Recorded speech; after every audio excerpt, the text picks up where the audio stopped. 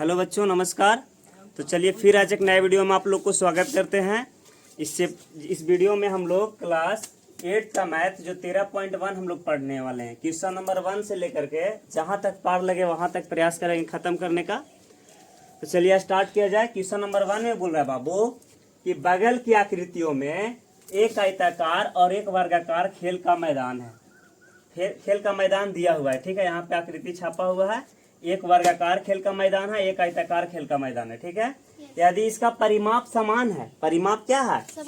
Diameter is equal to, मतलब diameter जो है इक्वल है। डायमीटर इसको इंग्लिश में बोलते हैं परिमाप के। तो परिमाप क्या है? समान। इसको परिमाप और इसको परिमाप, दोनों का परिमाप क्या है? समान है। तो किस मैदान का क्षेत्रफल अधिक है? सबसे पहले आप लोग के थोड़ा सा एक बात समझना होगा कि परिमाप के मतलब क्या होता है। परिमाप वैसे चीज को कहते हैं, जैसे मान लीजिए इस खेत को चारों तरफ हमको बॉर्डरिंग करना है। क्या करना है? बॉर्डरिंग करना है। तो चारों तरफ जो बॉर्डरिंग, मतलब आर लास्ट वाला मेड़ यानी कि यारी पर जो ऐसे बॉर्डरिंग करेंगे ना बाबू, तो इस प्रकार के जब बॉर्डरिंग होगा औठी औठी को, तो एरे परिमाप बोलते हैं। काची बोलते हैं? परिमाप। जैसे इसमें रस्सी बांधना है तो यहाँ से यहाँ तक के, यहाँ तक के और यहाँ पूरा जितना रस्सी का लंबाई होगा वही इसका परिमाप होगा, ठीक है ना। उसी प्रकार इसमें भी होगा। इसमें भी टोटल रस्सी का लंबाई जितना होगा वही परिमाप होगा। तो दोनों का अगर हम दोनों का परिमाप निकाल करके देखे हैं तो दोनों का परिमाप क्या है? समान है। जितना लंबा रस्सी से ये घिरा जाएगा उतना ही लंबा रस्सी से ये भी घिरा जाएगा, ठीक है ना। तो बोल रहा है किसका क्षेत्रफल अधिक है। तो देखते हैं निकाल के किसका क्षेत्रफल अधिक है। सबसे पहले लिखेंगे कि वर्गाकार मैदान का क्षेत्रफल। तो वर्गाकार मैदान का क्षेत्रफल निकालेंगे। फॉर्मूला क्या होगा बाबू? भुजा स्क्वायर। अब यहाँ पे हम लोग के भुजा कितना दिया हुआ है? 80। इसका सारा भुजा बराबर होता है आपस में। तो 80 के स्क्वायर, यहाँ पे मीटर है, 80 मीटर है। तो 80 मीटर के स्क्वायर करेंगे कितना होगा बाबू? 6400। कितना होगा? 6400 मीटर स्क्वायर। ये हम लोग का काची निकला? वर्गाकार मैदान का क्षेत्रफल निकला। उसी प्रकार अब हम लोग यहाँ आयताकार मैदान का क्षेत्रफल निकालेंगे। आयताकार मैदान का क्षेत्रफल, फार्मूला होता है लेंथ इंटू ब्रेथ, यानी लंबाई गुने चौड़ाई। लंबाई हम लोग का कितना है? 100 मीटर। कितना है? 100 मीटर। और चौड़ाई कितना है? 60 मीटर, है ना। तो 100 में 60 से गुना करेंगे तो कितना होगा? 6 पर 3 0। आप लोग बताइए हमको ज्यादा किसको आया है? वर्ग का कि आयत का? वर्गाकार मैदान का। यानी इसका राइट आंसर क्या होगा?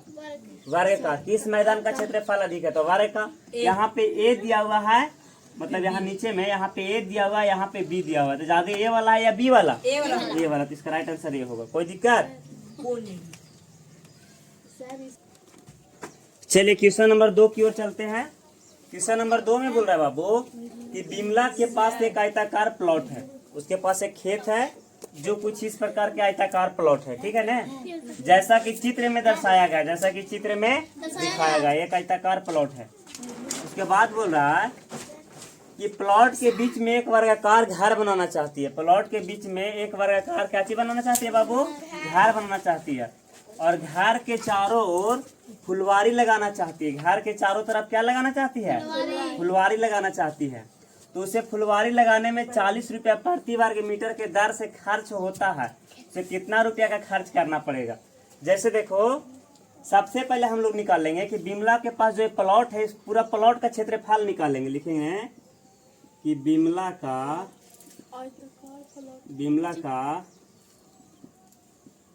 आयताकार प्लॉट का क्षेत्रफल। फार्मूला होता है बाबू लंबाई गुने चौड़ाई। सबसे पहले प्लॉट का क्षेत्रफल निकालेंगे, उसके बाद घर का क्षेत्रफल निकालेंगे। तो प्लॉट का लंबाई कितना बाबू? 80 मीटर। और प्लॉट का चौड़ाई कितना है बाबू? 60 मीटर। यानी टोटल कितना हुआ? 4800 मीटर। मतलब 4800 मीटर की कचिया वर्ग मीटर का इसको एरिया है, प्लॉट का एरिया है।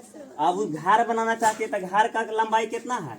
लिखेंगे कि घर का क्षेत्रफल बराबर। तो घर किस प्रकार का बाबू? वर्गाकार घर है। तो वर्ग का क्षेत्रफल क्या होता है? भुजा स्क्वायर। अब यहाँ आप लोग ये देखना, दिख रहा है यहाँ बाबू, यहाँ पे भुजा कितना दिया हुआ है?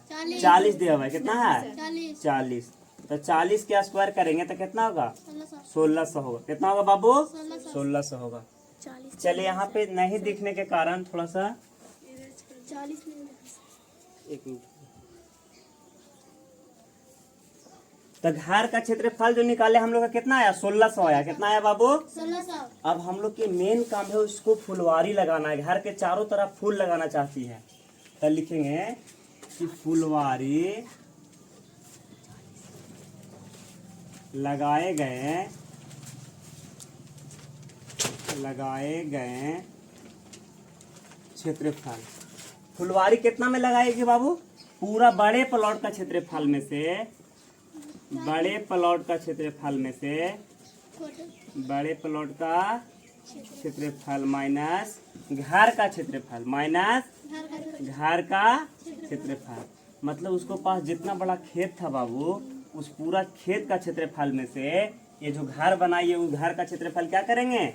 घटा देंगे।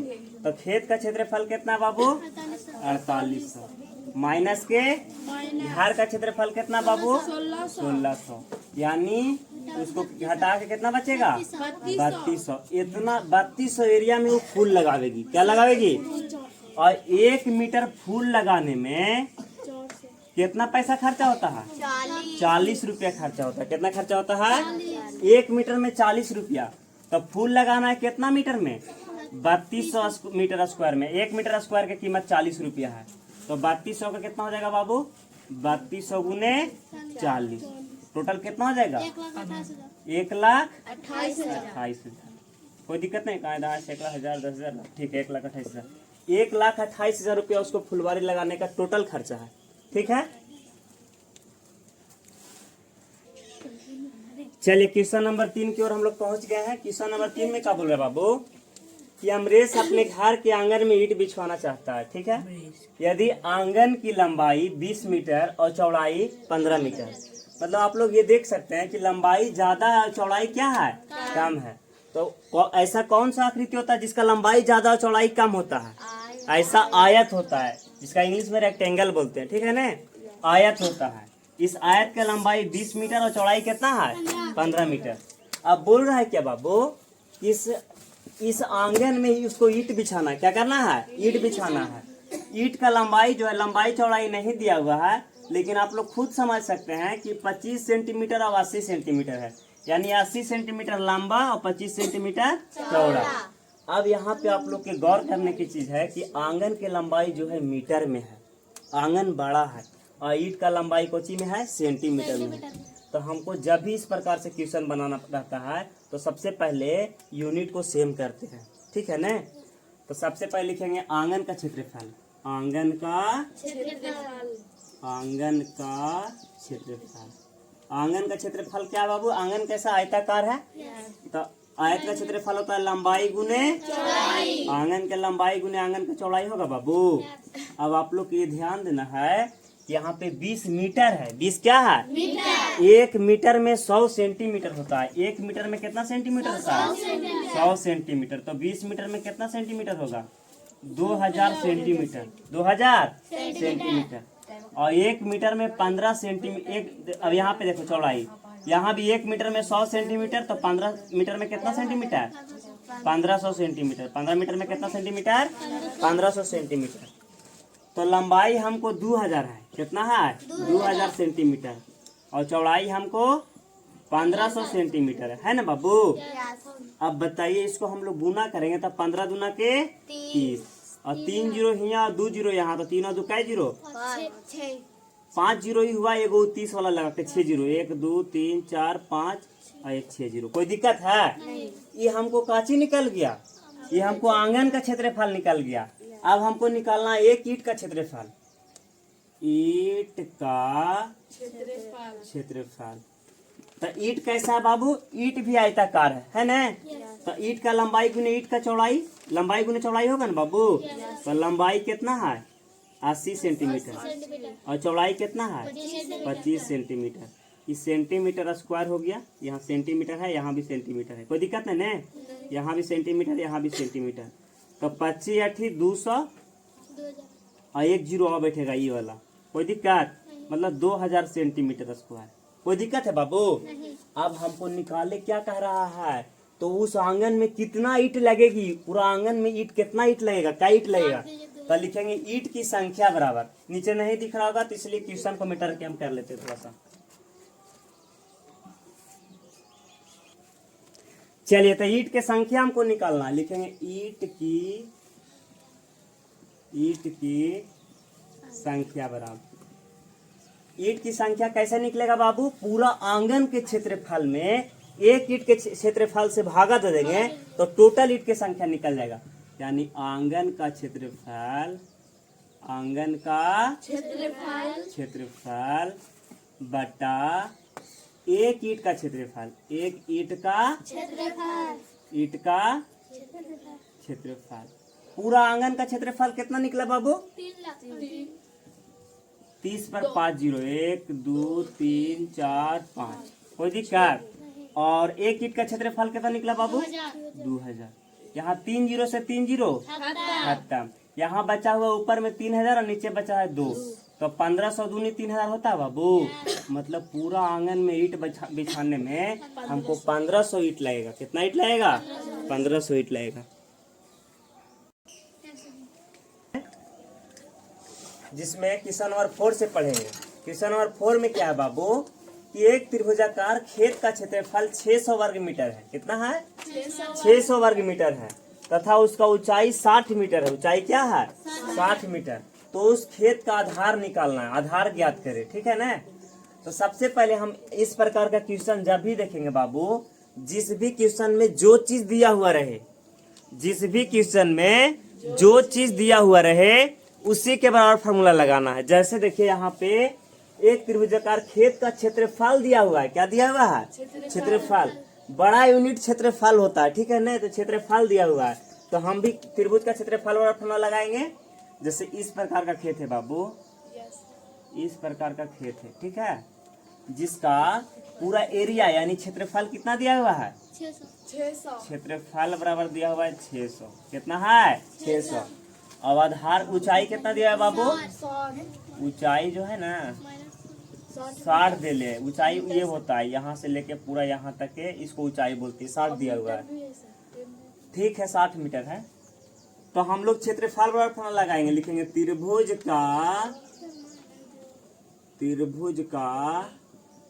क्षेत्रफल बराबर, क्षेत्रफल फार्मूला होता है 1/2 गुने आधार गुने ऊंचाई, आधार गुने ऊंचाई।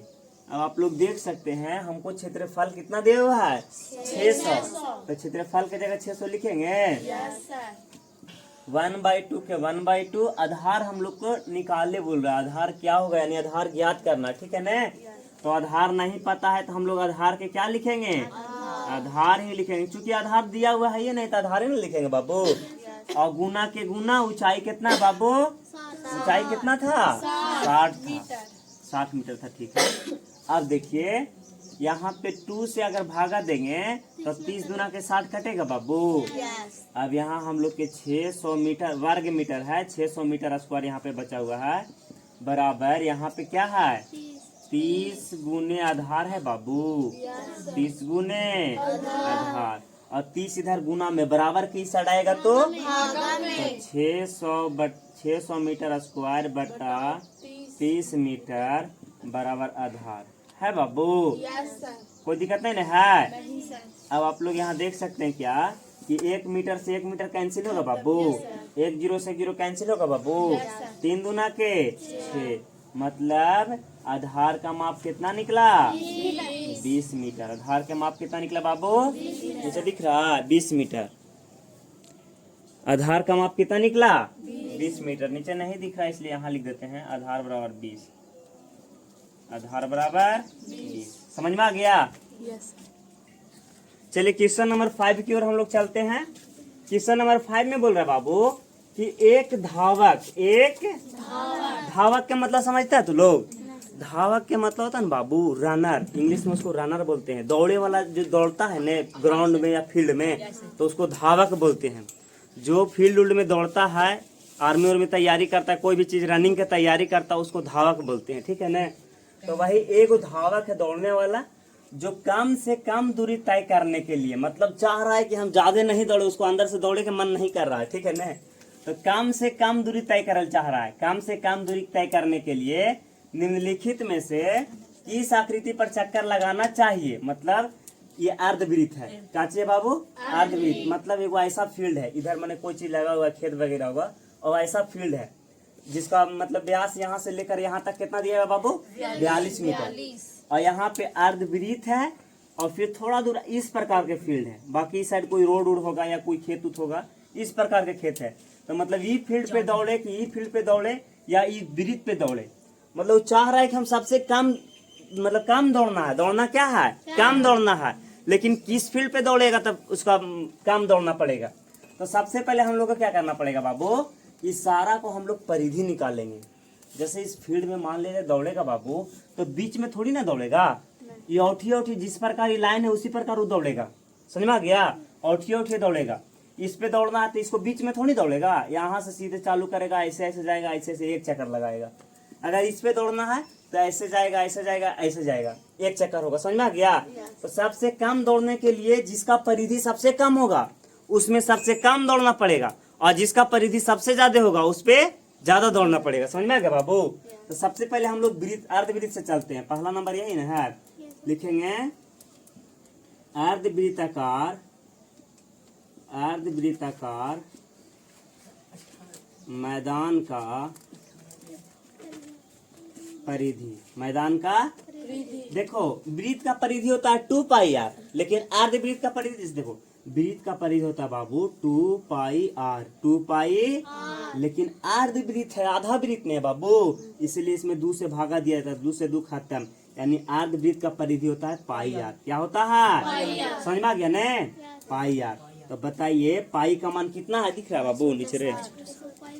हाँ ठीक है। पाई का मान कितना है? 22/7। और यहाँ आर देखो, यहाँ से लेकर के बाबू यहाँ तक के व्यास होता है। एक दीवार से दूसरी दीवार तक काटने वाली रेखा को व्यास बोलते हैं। क्या बोलते हैं? लेकिन हम लोग के व्यास की जरूरत है, यहाँ त्रिज्या की जरूरत है हम लोग का। काची का? त्रिज्या का। तो त्रिज्या एक आधा होता है, 42 का आधा कितना होगा? 21, यानी 21 हमको त्रिज्या होगा। तो 7 तिया के 21, 22 तिया के 66 मीटर। इस पे दौड़ेगा तो कितना दौड़े पड़ेगा बाबू? 66 मीटर दौड़ेगा ना, तो एक चक्कर लग जाएगा उसको। अगला अगर इसको पे दौड़ेगा तो यहाँ पे देखो बाबू, सबसे पहले हमको यहाँ से दौड़ना स्टार्ट करेगा, ऐसे जाएगा, ऐसे जाएगा, ऐसे जाएगा, ऐसे आया, फिर यहाँ से दौड़ेगा, ऐसे दौड़ेगा, ऐसे दौड़ेगा, तब नहीं एक बार होगा बाबू। तो इसमें एक अर्धवृत्त है, उसके बाद 2 गो रेखा और है ना? चाहे तो आप लोग त्रिभुज के क्षेत्रफल निकालिएगा तो अर्धवृत्त के क्षेत्रफल निकालने में गड़बड़ हो जाएगा। ठीक है ना? सबसे पहले आप अर्धवृत्त का क्षेत्रफल निकाल करके ये दोनों मतलब ये दोनों रनिंग के क्या करना है? जोड़ देना है। ठीक है ना? तो लिखेंगे अर्धवृत्त का क्षेत्रफल, अर्धवृत्त का वृत्त का क्षेत्रफल क्या होता है बाबू? पाई आर। अभी बताए ना क्या होता है? पाई आर। तो देखो पाई का मान होता है 22/7, और आर का मान हमको कितना बाबू? देखो यहाँ से लेकर के, हाँ परिधि या परिमाप वही होता है। अच्छा अर्धवृत्त का परिधि लगाएंगे ना, क्षेत्रफल अर्धवृत्त का परिधि लगाएंगे बाबू, काहे कि दौड़ना है, बीच वाला एरिया निकल जाता है, हमको दौड़ना तो परिधि निकालेंगे। तो अर्धवृत्त का परिधि होता है पाई आर। तो पाई के मान 22/7, और आर का मतलब होता है रेडियस, जिसको हिंदी में त्रिज्या बोलते हैं। तो यहाँ से लेकर के बाबू यहाँ तक के व्यास है, कुछ है, तो एक आधा करेंगे तो कुछ होगा? त्रिज्या आधा 7 होगा, और प्लस ई तो मतलब हम लोग के अर्धवृत्त का परिधि निकल गया बाबू, लेकिन 2 गो और ही बचा हुआ है बाबू, तो 14 मीटर और प्लस 14 मीटर। कोई दिक्कत नहीं है? कोई बच्चा कहेगा सर आप ऐसे काहे कर रहे हैं, यहाँ पे त्रिभुज नहीं नजर आ रहा आपको? तो त्रिभुज जब निकालेंगे ना बाबू, तो अर्धवृत्त में ई रेखा आ गया है, अर्धवृत्त में जो ई वाला रेखा है अर्धवृत्तों में आ गया ना बाबू, और त्रिभुजों में लावेंगे, अर्धवृत्तों में लावेंगे, 2 बार हो जाएगा, फिर गड़बड़ हो जाएगा। समझ में आ गया?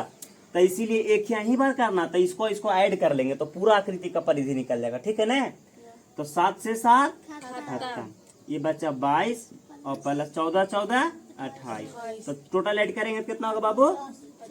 50 होगा। कितना होगा? मतलब इसको पर दौड़ेगा ना तो उसको 50 मीटर का रनिंग करना पड़ेगा। ठीक है, अब लास्ट वाला हम लोग देख लेते हैं। वृत्त का परिधि, वृत्त का फार्मूला होता है 2 पाई आर। क्या होता है? 2 पाई आर। तो 2 के 2, पाई के मान 22/7 और आर का मान हमको कितना बाबू? 14। 7 दूना के 14, 22 दूनी 44 दूनी 88 मीटर। अच्छा आप लोग ही बताइए, हम नहीं बताएंगे कि सबसे कम किस पे हो रहा है? इस पे हो रहा है ना बाबू, 50 वाले पे। अगर सबसे ज्यादा दौड़ने का मन रहेगा उसको तो किस पे दौड़ेगा? वृत्त पे दौड़ेगा। सबसे कम ये आई मीडियम है। ठीक है ना, इसका राइट आंसर होगा ये वाला। ठीक है बाबू, 50 मीटर आंसर। कोई दिक्कत है? इसी के साथ इस वीडियो को समाप्त करते हैं। अगर आप लोग को बहुत अच्छा समझ में आया होगा तो प्लीज हमारे चैनल से जुड़े, ताकि हमेशा के लिए आप लोग को वीडियो नया नया अपलोड होते रहेगा। ठीक है, जय हिंद, जय भारत।